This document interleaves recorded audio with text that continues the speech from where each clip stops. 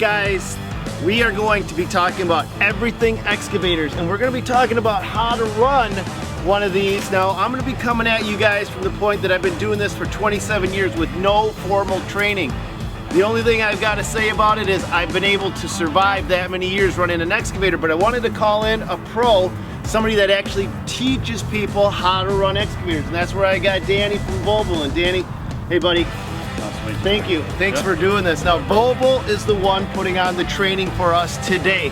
By the time you're done, what Volvo hopes to accomplish and what I hope to accomplish is that you guys can hop inside one of these, be familiar and comfortable enough with the machine that you can safely get through to the end of the workday without hurting yourself, without hurting anybody else on the job site, and without hurting the piece of equipment. So this, guys, is going to be a very thorough training video series. So, without wasting any more time, Danny, let's get into it. Okay. What's the main components of an excavator that these guys need to be familiar with? Okay, well, we can start at the front of the machine, okay? Okay, so boom arm, stick, bucket. Yep. Got it? Okay. Then you get into your undercarriage, which is your X-frame undercarriage and your tracks. So if you guys are buying your own machine, you want to kind of, as a rule of thumb, you always want to look at where your idlers are, because the machine is designed to really be used over the idlers. Idlers in the front, which is this sprocket here. You can see it's a smooth sprocket. Okay. Okay. That's how you know the front of the machine, because typically you're going to be digging over the idlers. Why is that? Okay, it's designed and reinforced in the front, okay, for the digging purpose. And also you have your drive motors in the rear, which are these with the sprockets. Okay. And there's more weight in the rear. So you have to look at like the excavator. Here's your counterweight. Okay. Here's more weight with the sprocket. The machine is designed to really be used over the idlers, right? Typically, yes. Typically. I mean, I'm not saying that you can't dig anywhere else, but typically that's where you would most likely want to be digging or operating the machine. Okay. For the maximum stability.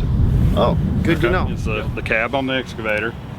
Then you of course have your access points to enter to check your engine oil,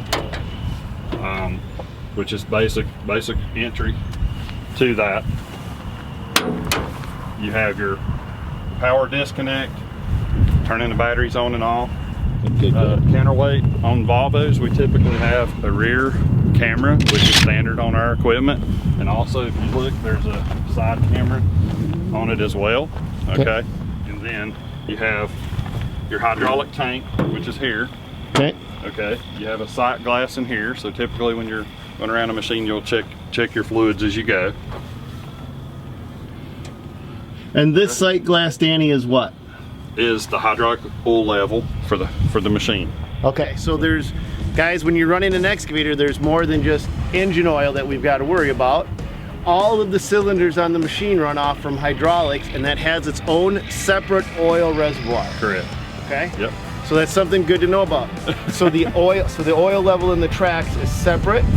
Correct. Okay. It is totally And separate. we should probably cover that for these guys as well. So when you guys are out looking at your own machine, make sure you check all of these individual components, because it's all part of the process, right? It is. Yeah. All right, guys, we've done the pre-trick.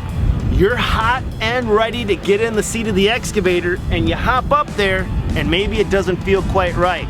There's two control patterns that we need to discuss. The first one is called SAE, the second one is called ISO, and they're not the same.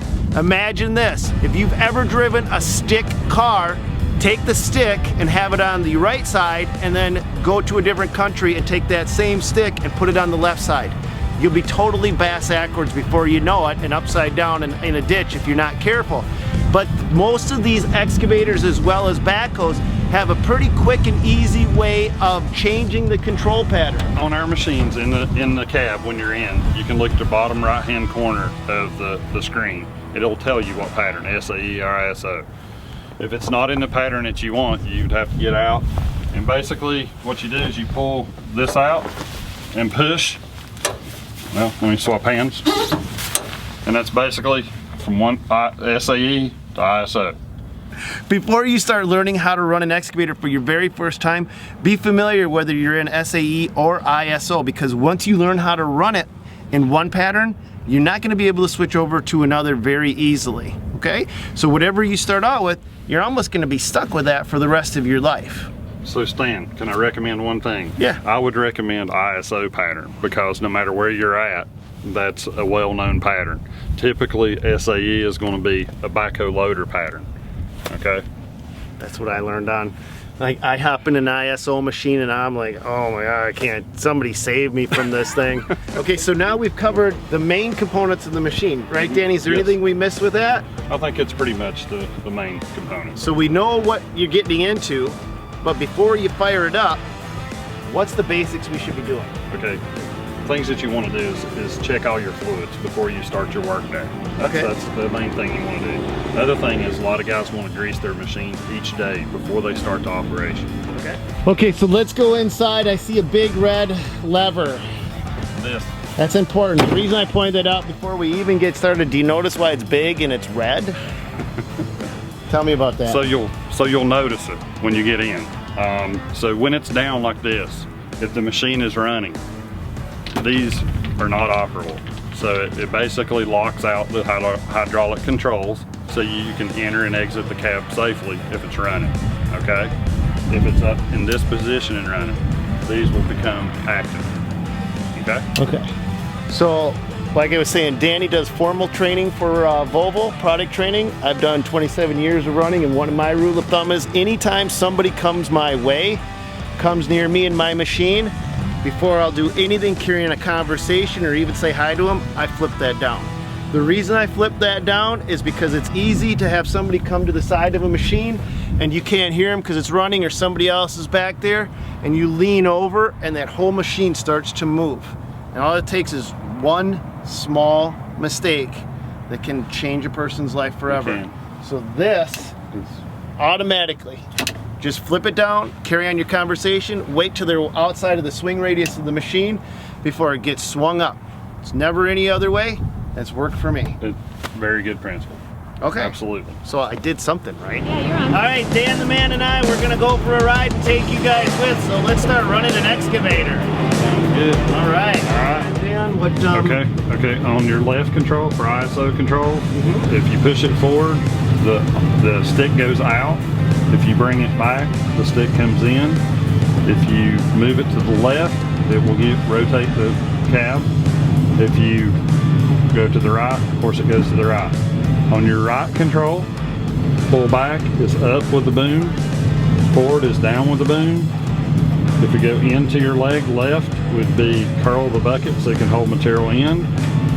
If you go to your right, is dump the material out. Okay. Okay, that's the control. Okay, so the power modes, Danny, we're talking about hydraulics and power modes. You've got I, which stands for idle. Yeah, like idle or warm up the machine, basically. Or F if you're lifting, F is for like lifting, fine grading. You need to be slow but precise movements. Okay. G is for like general loading. Okay, and you can use it setting a dial here. So you have G1, G2, G3, and G4, and that's just general everyday loading type applications. If you're in a hurry and you're wanting to load faster, you can go all the way up into H, it's heavy. You have a lot of flow, but you don't have max pressure. If you get in a bind where you need to bust through hard rock, hard dirt, you can basically push the button here on the joystick, and then it will actually turn on high flow for 9 seconds. And then like you can dig through that hard material, then it goes back to flow and you start your movements back fast again. Got it. That's typically a Volvo excavator. Okay. And other excavators will have other controls, different meanings to them. So just get familiar with, you're gonna have more power, you're gonna have, some have power, some have precision, but there's a balance in almost all of them. Exactly. So basically we've already walked through the controls, okay, what they do. That's basic on all excavators. The other thing is your controls for your tracks. So basically you can run them with your feet, forward and reverse, or you can control it with your hands. So basically you know, you're going to move one track, keep one steady. That's going to turn right. That's going to turn left. It just depends on which way you play. Okay, so Dan, what were you saying about the track drives and climbing hills? Okay. Typically, Stan, when you're going to climb steep grades, yep, you want to put the track motors in the front, because remember we talked about it earlier where it's weight in the front, and you want to, when you're climbing the hill, you want to keep your boom and stick in front and low to the hill, so you can all your weight's in the front, which keeps you safe on the hill. Nice. So the track drive, guys, let's go back. That's back here. Idlers are up front. Yep. Climb a hill, Dan the man. Okay.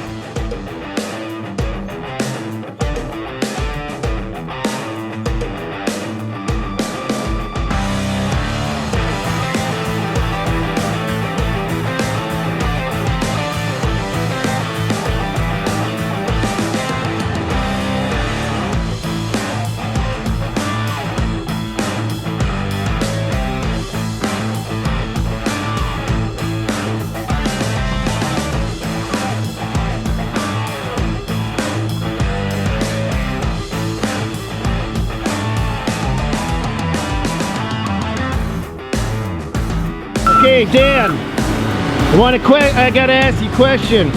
That wasn't a very steep hill. So you could just drive right up that with your boom arm in the air. If it was a steeper hill, would you tuck that in and spread it out to try to get your weight forward of the machine? You would want to spread, yes, you would want to put the bucket out as far as you can. If it's real steep, I've seen guys get a scoop of material in the bucket to help hold the front end down. Okay, now you came down with the drive arms in the back, or the drive motor in the back. Exactly. Okay. So, but notice how I had my bucket in front of the machine and had it down low to the ground. Yep. That way if the machine starts to tilt, it's basically just going to hit the bucket will slide along the ground as you come down, and you're fine.